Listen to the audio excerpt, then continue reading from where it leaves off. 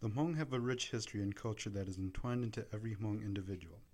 Hmong traditions are greatly emphasized in the home to help maintain Hmong culture in the face of widespread acculturation and assimilation of the Hmong population into the United States. It is of this reason that we as future educators need to be aware of the Hmong culture for us to create a classroom environment that is culturally sensitive and does not cause conflict between home and school cultures. The first step of being culturally sensitive is awareness and knowing. So here's Hmong culture in a nutshell. I'll give brief descriptions about history and lifestyle, religion, language, and traditions and holidays. The Hmong lived in China for thousands of years. Due to war and oppression, the Hmong were driven out of China and migrated into the northern mountains of Laos in search of freedom and economic opportunity. However, the largest population of Hmong still reside in China, with approximately 3 million Hmong. The United States is fourth behind Vietnam and Laos, with approximately 260,000 Hmong. The Hmong are an agrarian society that specializes in farming crops and livestock. They have a subsistence livelihood, living off the crops and livestock they farm. The Hmong people have immensely strong familial ties. When two individuals marry, it is considered a merging of the two families into one family. The Hmong people organize themselves into clans. Hmong people also view their clans as a part of their family. In fact, the word for a clan member is guthi, which is the same word for brother. Clan membership is inherent upon birth and is marked by one's surname, which includes Fang, Hang, Ho, Kang, Gongxiong, Gu, Lao, Li, Mo, Pa, Tang, To, Ja, Cheng, Ju, Va, Xiong, and Yap. The Hmong culture is the patriarchal one.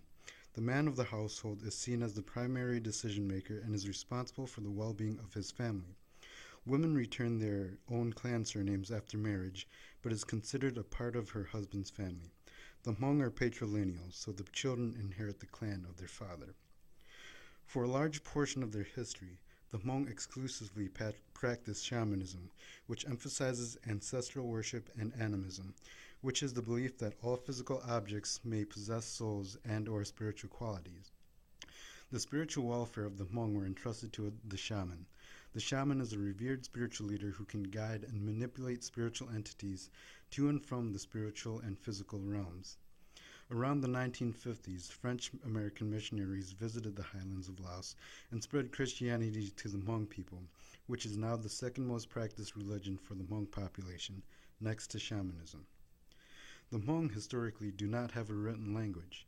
They pass tales, lessons, and cultures through an oral tradition. It wasn't until the missionaries visited the Hmong in the 1950s that a written system was developed for the Hmong language. This system was meant to be simple, but in fact is fairly difficult. Many Hmong today still can't read their own written language. The alphabet consists of single, double, triple, and quadruple consonants, which mark phonetic sounds and their combinations.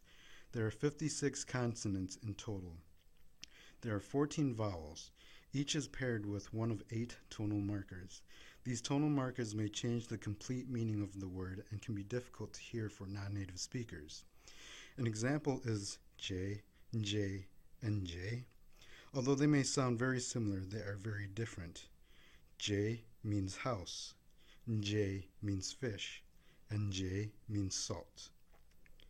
The Hmong also have huge celebrations that traditionally involve multiple villages. Major life events such as weddings and funerals still call for the unification of family and friends from all over the country. This once again stresses the importance of family for the Hmong. The only official Hmong holiday is the Hmong New Year. It is usually celebrated around fall to early winter, but is officially December 26th through January 1st. According to tradition, Hmong people wear their finest jewelry and clothes to demonstrate pride in their family and culture. Next, we'll talk about how the Hmong ended up coming to the United States. The America needed help with the Vietnam War, so the American CIA recruited soldiers to fight against the North Vietnamese. The Hmong in Laos formed what is known as the Special Guerrilla Unit. The Americans used this to help try to beat the North Vietnamese. 60% of the Hmong men in Laos joined this fight against the North Vietnamese. The war in Laos became known as a secret war, as they weren't supposed to be fighting there. About 2 years after America pulled out of the war that they had started, Laos was overthrown by communists supported by the North Vietnamese. Because Hmong helped America fight the war, Hmong became targets of these communists, and many were hurt and killed. Some remained in Laos as prisoners of war in the re-education camps, which they were treated very badly, but many made the trek across the Mekong River to refugee camps in Thailand. Many Hmong died in this trek across the jungle. There was long-lasting debate about what should happen with the Hmong and their repatriation into Laos. In 1989, a comprehensive plan of action was formed in Laos where Laos agreed to have 60,000 refugees return. Many of the refugees did not want to go back to Laos because it was proven not to work. Many of the people that did go back were then put into camps and killed.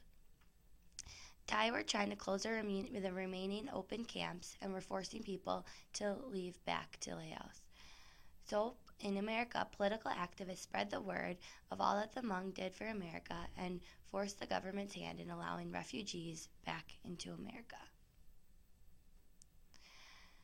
The settlement of the Hmong in America first started in 1975, although in that year the United States only accepted 3,466 refugees. Another 11,000 were accepted the next year. It wasn't until the Refugee Act of 1980 was passed when a second wave of Hmong refugees were allowed back into the United States.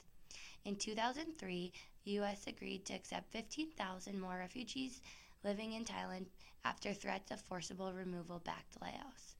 Today, more than 260,073 Hmong live in America. Where do these Hmong people live in America? Well, the major states that they live in is number 1, California, with 91,224 refugees. Number 2 in Minnesota. Number 3 here in Wisconsin with 49,240. Within the United States, the major cities that these people will live in is number 1, St. Paul, number 2, Fresno, number 3, Sacramento, number 4, Milwaukee, and number 5, Minneapolis. Eau Claire, Wisconsin has a large population of Hmong living here. Approximately 1,566 Hmong live here today. In some neighborhoods, 30% of the population are Hmong, and about 80% of the vendors at local farmers markets are made up by the Hmong people. Today, it is Eau Claire's largest ethnic group.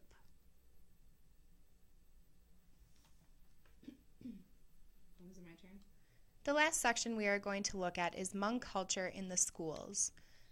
And a nice quote that I found is, "A different ethnic background should not be a barrier to equal opportunity, quality education, equity of instruction." What teachers should know about Hmong students. Most Hmong students are culturally reserved and sometimes appear to be passive, obedient, and compliant. They just want to get along and go with the flow because they are shy and want to show respect. Many Hmong students lack academic background and academic support at home, since most parents are illiterate in English and in Hmong. Some Hmong students isolate themselves socially and academically from other student groups. Some Hmong students may deny that they have difficulties in school because they do not like making mistakes. Failure brings shame and humiliation to their families. Some Hmong students are unmotivated towards school activities because they do not have support boosting their efforts and self-esteem. They do not see themselves as heroes, but loners. Many Hmong students rarely express their feelings, thoughts, opinions, and concerns in class because they have learned not to question adults and authority figures. Hmong students have a tendency not to ask for help and are likely to not voice academic problems. Only a few Hmong students are assertive enough to advocate their needs. However, many of them are silent students and sit in the back of the class. Silent students often fall through the cracks, failing to acquire academic skills. Some Hmong students may appear academically competent, but may not be competent cognitively or may be poorly prepared. Oral proficiency in English may not be sufficient for academic success. Lastly, what teachers can do to help Hmong students. Teachers should encourage students to ask questions in class or allow them the opportunity to have an individual conference with the teacher after class to go over schoolwork. Teachers should check for understanding and allow wait time for questions and clarification prior to testing. Teachers should blend Hmong students with other students to help them acquire English skills and should also use cooperative learning strategies to help them excel. Teachers should praise and explain that mistakes and failure are part of the learning process. Teachers should pay close attention to students' reading comprehension and writing skills when assessing them, avoiding perceived ability. And lastly, teachers should be aware that Hmong students may be a bit slower in responding to a question or trying to make a point, and should encourage them to speak up and share their perspectives in class.